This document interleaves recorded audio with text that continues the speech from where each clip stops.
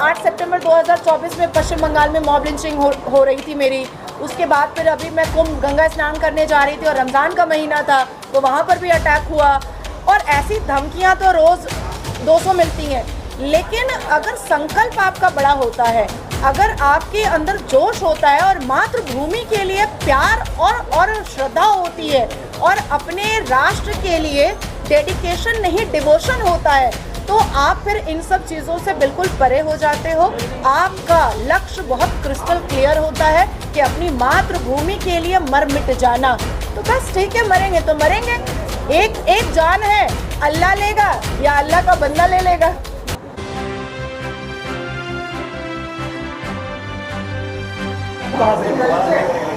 प्रेरणा तो बचपन से ही थी कि कुछ ना कुछ लिखूं, कुछ ना कुछ करूं, कुछ ऐसा करूं जो समाज के लिए भला हो, कुछ ऐसा करूं कि मेरी मुस्लिम कम्युनिटी की बेटियों के लिए भला हो, कुछ ऐसा करूं कि इस देश की सभी बेटियों के लिए भला हो जाए। तो आपने देखा होगा कि हमेशा मैं ह्यूमैनिटी पर बहुत बात करती हूँ, हमेशा मैं लव जिहाद को रोकने की बात करती हूँ, हमेशा मैं ट्रिपल तलाक को और पॉलीगेमी, निकाह मुत्ता, निकाह मसला, तो ऐसी चीज़ों से और जिस तरीके से ह्यूमैनिटी कहीं ना कहीं दूर जाती जा रही है और एक वेस्टर्न कल्चर कहीं ना कहीं अडाप्ट कर रहे हैं भारत की युवा पीढ़ी, तो इसलिए मुझे लगा कि मुझे एक ऐसी पुस्तक लिखनी चाहिए जो सोशल सर्विस को दिखाए, जो ह्यूमैनिटी को दिखाए और दोबारा हमारी युवाओं को अपनी प्रथाओं से और अपनी सभ्यता से जोड़े। इस पुस्तक को लिखने में क्या क्या कठिनाइयों को आपको सामना करना पड़ा? क्योंकि आप जब लिख रहे हो कई लोग फोन कॉल भी आए होंगे, जिस तरह से आप बेबाक बोलते हैं। नहीं, जब लिख रही थी तो किसी को तो पता नहीं था कि मैं कुछ लिख रही हूँ। इसके बाद भी मेरी एक बुक आने वाली है, मुस्लिम बेटी की पुकार। तो जब लिख रही होती हूँ तो किसी को पता नहीं होता है, लेकिन मेरे बेबाक, मैं एक्चुअली बेबाक नहीं बोलती हूँ। आई कांट से कि मैं बेबाक बोलती हूँ। यहाँ पर कितने पत्रकार हैं जो मुझे जानते हैं, जो मुझे रोज़ बैठाते हैं अपने पैनलिस्ट एज अ पैनलिस्ट। मैं बेबाक नहीं बोलती हूँ, बहुत फैक्ट को बहुत क्रिस्टल क्लियर बोलती हूँ। जो भी चीज़ें फैक्ट होती हैं, जो संवैधानिक होती है, जो बिल्कुल वाइट को वाइट और ब्लैक को ब्लैक बोलने की मेरी आदत हमेशा से रही है। तो आपको तो पता ही है कि 8 सितंबर 2024 में पश्चिम बंगाल में मॉब लिंचिंग हो रही थी मेरी। उसके बाद फिर अभी मैं कुंभ गंगा स्नान करने जा रही थी और रमज़ान का महीना था तो वहाँ पर भी अटैक हुआ।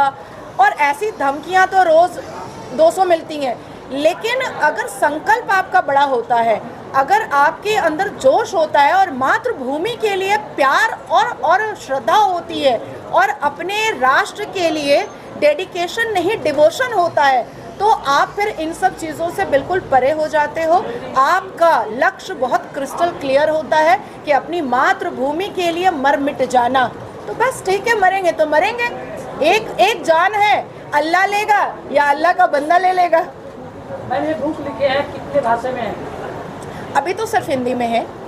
हाँ, क्या आने वाले टाइम में इंग्लिश या उर्दू भी? हाँ, नहीं, इंग्लिश तो ज़रूर होगा, लेकिन मेरी जो बुक आ रही है बेटी की पुकार, वो अरबी, पर्शियन, हिंदी, उर्दू, इंग्लिश, और इसको भी मैं चाहूँगी कि मैं उर्दू में करूँ ताकि जो मुस्लिम समुदाय है वो उर्दू में पढ़ सके इस किताब को भी। सुनील सर, आप क्या कहना चाहेंगे इस पुस्तक के बारे में? देखिए, ये पुस्तक जो है क्या है, ये एकल जो है एक मौन क्रांति है। अभी तक काफ़ी क्रांति हुई हैं, फ्रेंच रिवॉल्यूशन हुई, इसके बाद 17वीं शताब्दी में हुई फ्रेंच रिवॉल्यूशन, 19वीं शताब्दी में आप देखें रशियन रिवॉल्यूशन हुई, चाइनीज़ रिवॉल्यूशन हुई। तो इनमें बहुत मारकाट हुई, बहुत लोग परेशान हुए, बहुत लोग बर्बाद हुए, लेकिन एक ये जो एकल है एक ऐसी क्रांति है जिससे करोड़ों बच्चे, उनको इस तरह की शिक्षा मिल रही है जो अदरवाइज शिक्षा से वंचित ही रह जाते हैं। तो ये एकदम वंचित समाज है। ऐसे लोग, आदिवासी लोग, बच्चे, वनवासी बच्चे, नक्सलवादी क्षेत्रों के बच्चे, मार्क्सवादी क्षेत्रों के बच्चे, हिली एरियाज़ के बच्चे, बॉर्डर एरियाज़ के बच्चे, जो एकदम वंचित और पिछड़े समाज से हैं, तो ऐसे करोड़ों जो बच्चे हैं उनको शिक्षा मिल चुकी है।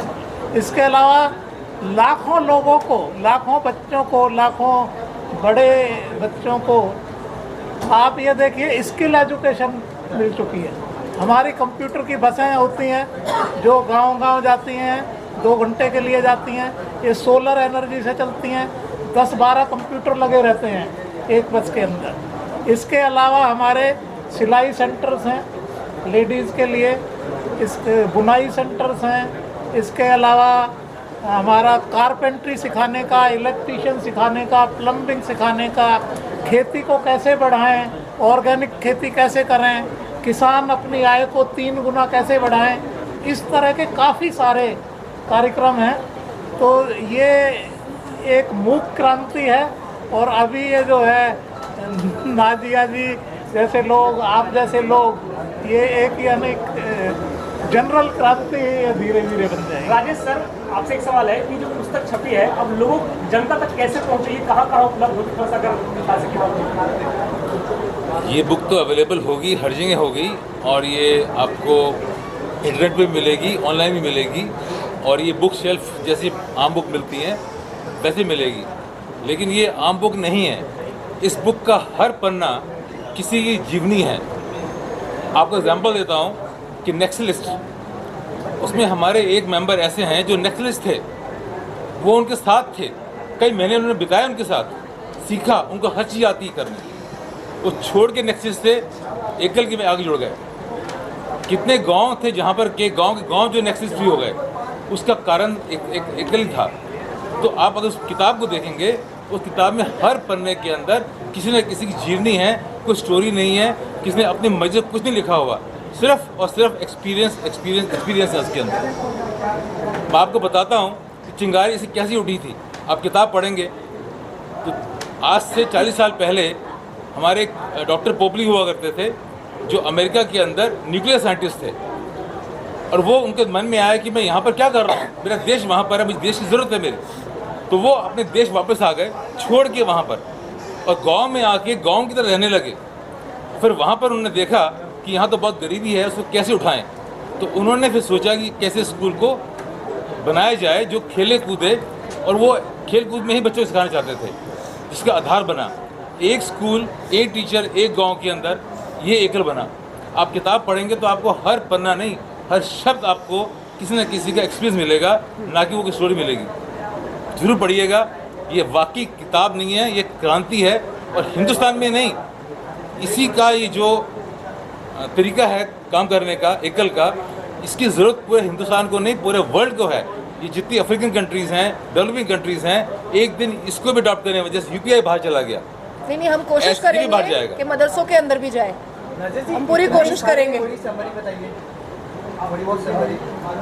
इट्स अ ह्यूज ना, आप जब तक पढ़ेंगे नहीं है। एक सवाल कि इतने सारे ज्वलंत मुद्दे देश में हैं, उस बीच एकल के ऊपर पुस्तक लिखने की प्रेरणा कहाँ से मिली आपको? देखिए, इतने सारे ज्वलंत मुद्दों के बीच में ही मैंने ऑनरेबल कलकत्ता हाई कोर्ट में दिल्ली आने से पहले टीपू सुल्तान मस्जिद के ऊपर केस कर दिया है कि मुग़ल आक्रांताओं के नाम से मस्जिद नहीं होनी चाहिए, अल्लाह के नाम से होनी चाहिए, प्रॉफिट के नाम से होनी चाहिए। तो जब हम एक टीम बन करके काम करते हैं तो काम बहुत सारा एक साथ हो जाता है। एक तरफ मैं कलकत्ता में सिर्फ मात्र 2 दिन थी, वहाँ पर मैंने अपना काम कर लिया। फिर मैं यहाँ आई, यहाँ पूरी टीम सब कुछ रेडी था, यहाँ पर मैंने इनॉग्रेशन किया। अब मैं इसके बाद मध्य प्रदेश जा रही हूँ, वहाँ रामनवमी की यात्रा निकालने जा रही हूँ। तो जब हम टीम मिल करके काम करते हैं, जैसे हमारे योगी जी ने कहा था कि बटेंगे तो कटेंगे, एक रहेंगे तो सुरक्षित रहेंगे। तो जब हम एक हो रहे हैं तो हमारी मातृभूमि कितनी स्ट्रॉन्ग हो रही है, हम सबको समझ पा रहे हैं और सबको बढ़ा पा रहे हैं। तो जितने भी ज्वलंत मुद्दे रहे, मेरा जो लीगल काम है वो मैं करती रहूँगी, मेरा जो इंटेलेक्चुअल का काम है वो मैं करती रहूँगी, और लोगों तक अपने विचारधारा को पहुँचाने के लिए मैं वो अपने उस काम को भी कंटिन्यू रखूँगी। आदित्य जी, आपकी भाषा शैली बहुत प्रखर है, आप बहुत तीखा बोलती हैं। इस पुस्तक में किस तरह की भाषा शैली आपने इस्तेमाल की? क्योंकि कई युवा भी पढ़ेंगे तो उनको क्या प्रभाव मिलेगा इस पुस्तक को पढ़ के? एक माँ की तरह जिन भाषाओं का इस्तेमाल किया है, उसमें एक माँ दिखेगी, एक बेटी दिखेगी, एक बहन दिखेगी, भारत की एक बेटी दिखेगी, भारत की एक नारी दिखेगी, और जितने भी स्टोरीज उसमें दिए गए हैं, जो कहानियाँ दी गई हैं, भाई साहब ने बताया है आपको, क्योंकि उन्होंने पढ़ा है उसमें, क्योंकि मेरी हिंदी बहुत अच्छी नहीं है, मात्राएं अभी भी गलत होती हैं, तो इन लोगों ने ही उसको करेक्शन किया था। तो विचारधारा मेरी ज़रूर है, पर करेक्शन इन दोनों का है।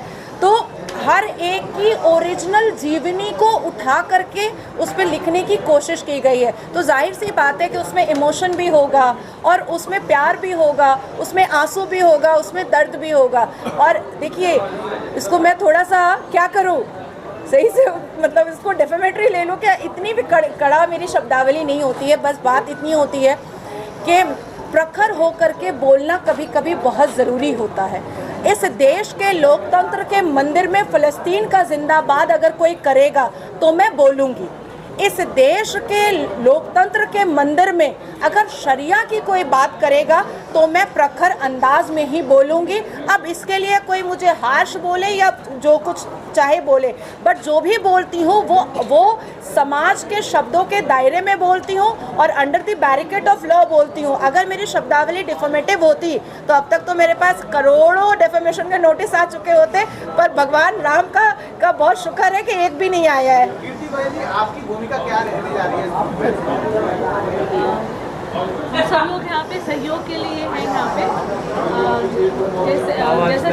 जैसे नाजिया जी ने बोला कि हम लोग बेसिकली जो रिसर्च वर्क है, जो एकल का कंटेंट है, तो नाजिया जी की हमने उसमें हेल्प की है सहयोगी के रूप में। उनकी टीम है पूरी टीम की, तो उनको हमने एकल क्या है, एकल के बारे में जो भी उनको रिसर्च चाहिए था, कुछ फैक्ट्स चाहिए था, जो डाटा चाहिए था, वो सब हमने उनको प्रोवाइड किया। सुनील सर, आप पूरा मैनेजमेंट देख रहे हैं, क्या कहना चाहेंगे, क्यों ये बुक एकल के अलावा भी पढ़नी चाहिए, क्या ऐसा संदेश जा रहा है इसके जरिए? सुनील जी, साथ में ये भी जोड़ दीजिएगा कि ये मंच कितना प्रभावशाली होगा इसको लॉन्च करने के लिए। देखिए, ये किताब, जैसे किताब का नाम है एकल एक क्रांति, तो ये क्या है, ये जो लोगों के एक्सपीरियंसेस हैं, एकल का प्रभाव क्या है, किस तरह से लोगों के जीवन को बदला है इसने, किस तरह से बच्चों के जीवन को बदला है, और वो अच्छे नागरिक बने हैं, बड़े बड़े व्यक्ति बन गए हैं आज।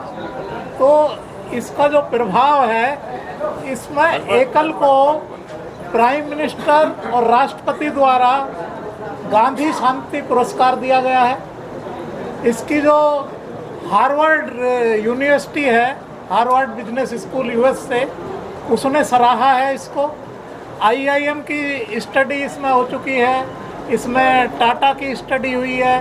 तो ये जो सारी स्टडीज़ हैं, इसमें एकल को सराहा गया है। ये ऐसा नहीं है कि हम इसका वो कह रहे हैं। अभी जैसे नाजिया जी हैं, नाजिया जी ने एकल के बारे में जाना, फिर इससे जो है ये इम्प्रेस हुई, और फिर ये इन्होंने किताब लिखी। मतलब huge research, basically huge research, और सच्चे स्टोरी पर निर्धारित ये पूरी किताब लिखी गई है। अब इसका एक छोटा सा एग्जाम्पल मैं दे सकती हूँ कि अगर कोई इंसान अपने व्यक्तिगत जीवन से थोड़े से डिप्रेशन में अगर है, तो इस बुक को पढ़ने के बाद वो इन्हांस करेगा और ओवरकम करेगा, और वो दोबारा फिर स्ट्रॉन्गली अपने सक्सेस को अचीव करने की हिम्मत पैदा कर लेगा। इसलिए मैंने कहा कि मदरसा तक पहुँचाऊँगी इसको।